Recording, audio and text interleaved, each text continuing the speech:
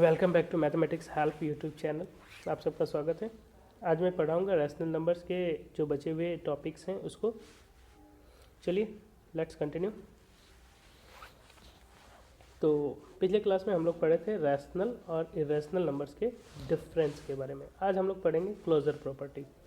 तो closure property क्या है? The closure property states that when you perform an operation. Closure property इस चीज़ को बताता है कि जब आप किसी नंबर्स पे कोई एक्शन परफॉर्म करते हैं तो उससे उसका रिजल्ट भी उसी नंबर से बिलोंग्स करता है। जैसे for example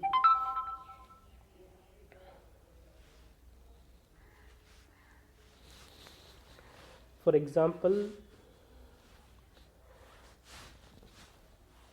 2 and 3 elements of natural number, यानी कि 2 और 3 क्या है? नेचुरल नंबर है। तो आप जब 2 + 3 करेंगे तो ये क्या आएगा? 5 आएगा। तो ये भी नेचुरल नंबर। इट मीन्स कि ये जो नेचुरल नंबर है ये क्या है? क्लोज्ड है। किसके अंडर? अंडर मल्टीप्लिकेशन के, क्योंकि मैंने जो नेचुरल नंबर्स के एलिमेंट्स लिए थे तो रिजल्ट क्या आया? Natural number. अब उसी तरह से मल्टीप्लिकेशन में जैसे 2 × 3 इट मीन्स 6।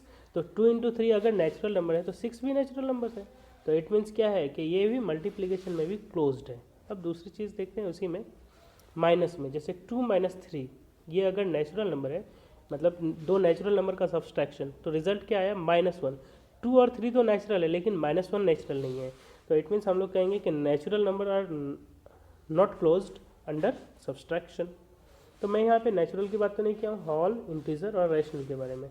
तो होल क्या है? एडिशन पे क्लोज्ड होता है। जैसे होल नंबर क्या, मैंने एग्जांपल बताया था 2 + 3 = 5। ठीक है, यहाँ पे एग्जांपल है। सब्सट्रैक्शन में नहीं होता है क्योंकि 2 - 3 = -1 हो जाता है।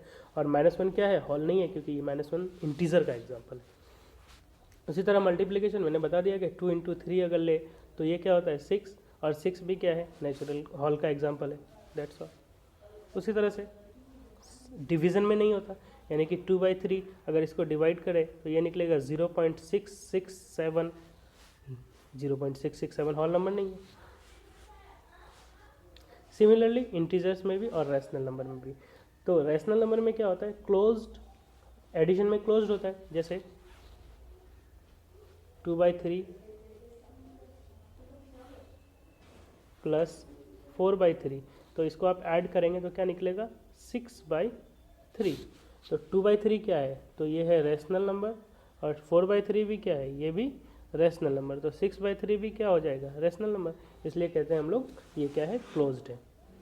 अब close p - q also will be a rational number, मतलब सब्सट्रैक्शन में भी अंडर क्लोज्ड है, यानी कि क्लोजर प्रॉपर्टी रैशनल नंबर के लिए सब्सट्रैक्शन में भी वर्क करता है। जैसे 4/3 - 2/3, तो आप इसको सब्सट्रैक्शन करेंगे या सब्सट्रैक्ट करेंगे तो क्या आएगा? 2/3 आएगा।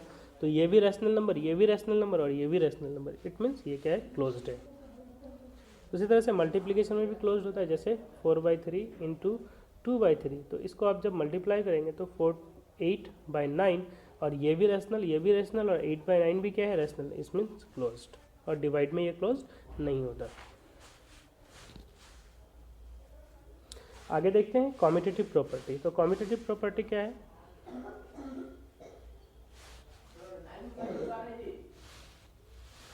Commutative property, the commutative property states that order doesn't matter, यानी कि जब आप दो नंबर को ऐड करते हैं, सब्सट्रैक्ट करते हैं या मल्टीप्लाई करते हैं तो किसी भी ऑर्डर में करें रिजल्ट सेम आता है। वैसे प्रॉपर्टी को हम लोग क्या कहते हैं? कॉम्यूटेटिव प्रॉपर्टी कहते हैं। जैसे 4 + 3, इससे भी 7 आया, और 3 + 4, इससे भी 7 आया। तो अब ये दोनों सेम है, मैंने ऑर्डर उल्टा किया, ऑपोजिट किया, लेकिन इसका रिजल्ट चेंज नहीं हुआ। So we can say that's are closed under commutative property, यानी कि इसके लिए कॉम्यूटेटिव प्रॉपर्टी वर्क करता है। तो कॉम्यूटेटिव प्रॉपर्टी किस में वर्क कर रहा है? एडिशन में और मल्टीप्लिकेशन में, सब्सट्रैक्शन में नहीं वर्क करता। क्योंकि जैसे आपके पास कोई एक एग्जांपल है,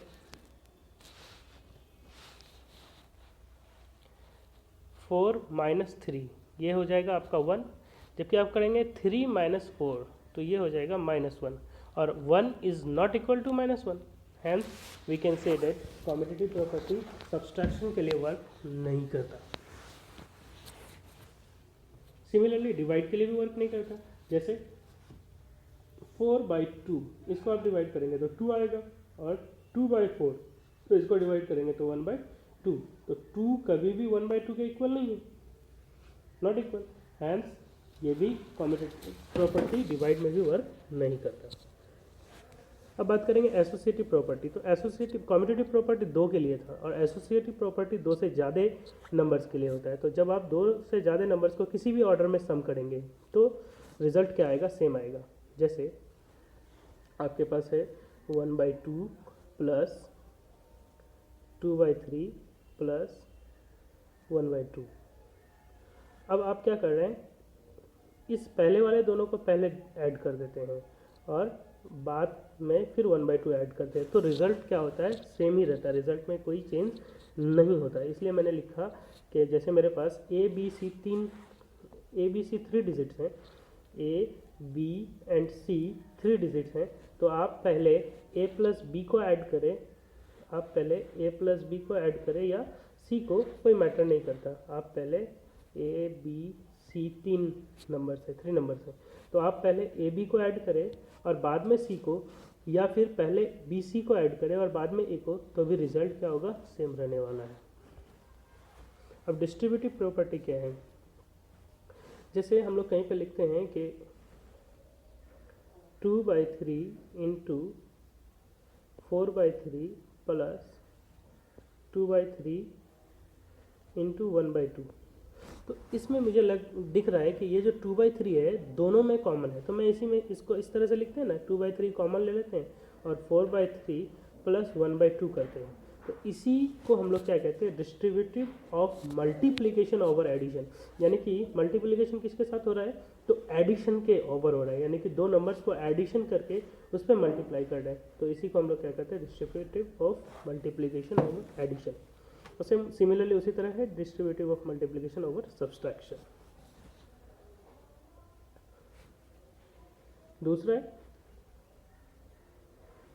एडिटिव आइडेंटिटी। क्या होता है एडिटिव आइडेंटिटी,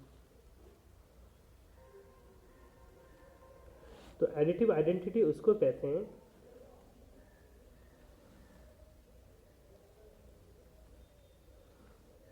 एडिटिव आइडेंटिटी ऐसा नंबर जिसको जोड़ने पे रिजल्ट में कोई चेंजेस ना आए, रिजल्ट वही रहे। तो अब भाई किसी भी नंबर में क्या जोड़े कि रिजल्ट वही रहेगा, जैसे 1 में क्या जोड़े कि रिजल्ट वही रहेगा, तो 1 + 0 = 1, तो 0 यहाँ पे क्या हो गया, एडिटिव आइडेंटिटी, 0 क्या हो गया, एडिटिव आइडेंटिटी। ठीक है, ये सबके लिए वही होता है, सेम होता है, चाहे वो होल नंबर हो, इंटीजर हो या रैशनल नंबर।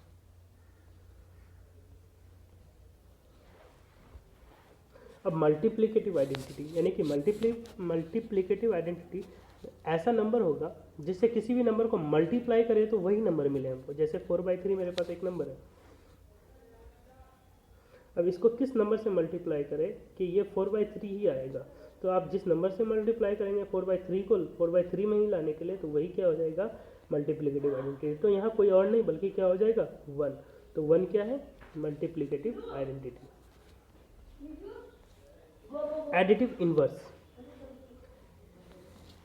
एडिटिव आइडेंटिटी निकालने के लिए जिस नंबर की ज़रूरत पड़ेगी, जैसे मेरे पास 4/3 है, तो इसका एडिटिव आइडेंटिटी हम लोग पढ़े कि 0 होता है, तो इसमें क्या ऐड करें कि 0 आएगा, तो डेट मीन्स आपको इसमें -4/3 ऐड करना पड़ेगा तभी 0 आएगा। तो इसलिए हम लोग कहते हैं एडिटिव आइडेंटिटी मतलब नेगेटिव ऑफ अ नंबर, जो भी नंबर दिया गया है उसका नेगेटिव, या कह सकते हैं ऑपोजिट बाय साइन, यानी कि माइनस में है तो प्लस में और प्लस में है तो माइनस में, इसी को हम लोग क्या कहते हैं, एडिटिव आइडेंटिटी। जैसे -2 का एडिटिव आइडेंटिटी क्या होगा, तो 2, या फिर 2/3 की एडिटिव आइडेंटिटी क्या होगी, तो -2/3।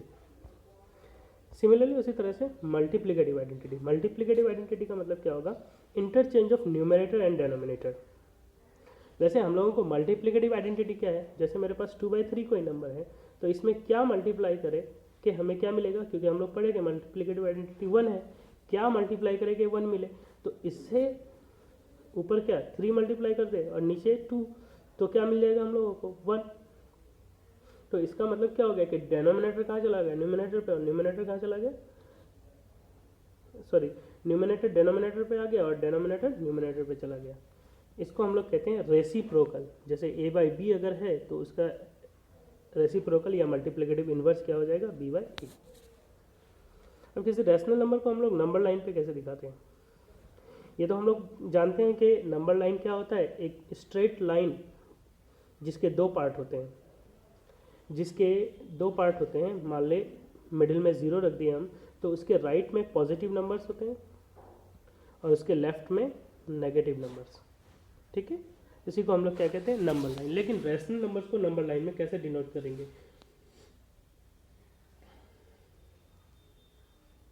चलिए देखते हैं। तो रैशनल नंबर्स को नंबर लाइन में डिनोट करने के लिए आपको क्या करना पड़ेगा, एक सीधा नंबर लाइन ड्रॉ करना है, जैसे मैंने यहाँ नहीं बताया।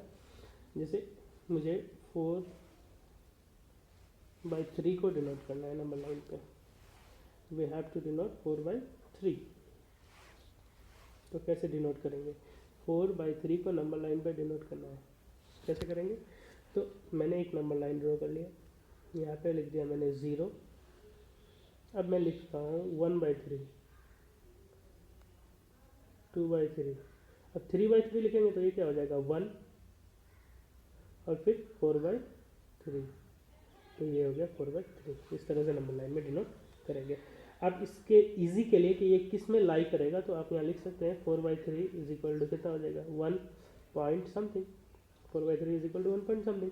इट मीन्स ये जो 4/3 है ये किसके मिडिल में लाई करेगा, तो 1 और 2, ये 1 और 2 के बिटवीन में कहीं भी आएगा। ठीक है, इस तरह से हम लोग रैशनल नंबर को नंबर लाइन पे डिनोट करेंगे। अब दो रैशनल नंबर के बीच नंबर्स कैसे निकालेंगे? जैसे हम लोग जानते हैं कि there are infinite rational numbers, there are infinite number of rational numbers between two rational number, यानी कि दो रैशनल नंबर के बीच हम लोग infinite rational number find out कर सकते हैं। इसके अलग अलग तरीके हैं, मैं एक तरीका बताता हूँ। जैसे 1/6 और 2/6 के मिडिल में आपको मतलब 5 रैशनल नंबर निकालने हैं, तो जितने निकालने हैं उसमें +1 कर दें।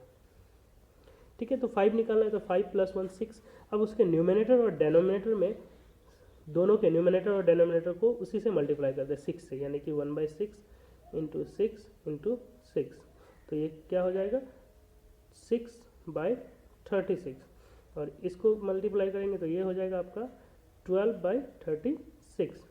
तो अब 6 के मिडिल में लिख दीजिए 7/36, 8/36, 9/36, 10/36 एंड 11/36। ये हो गया ऑल रैशनल नंबर।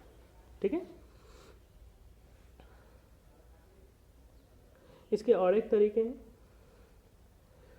आप 10 से भी मल्टीप्लाई कर सकते हैं जैसा कि यहाँ लिखा हुआ है। इसका और एक तरीका है, आप क्या करें 1/6 + 2/6 कर दे, 1/6 +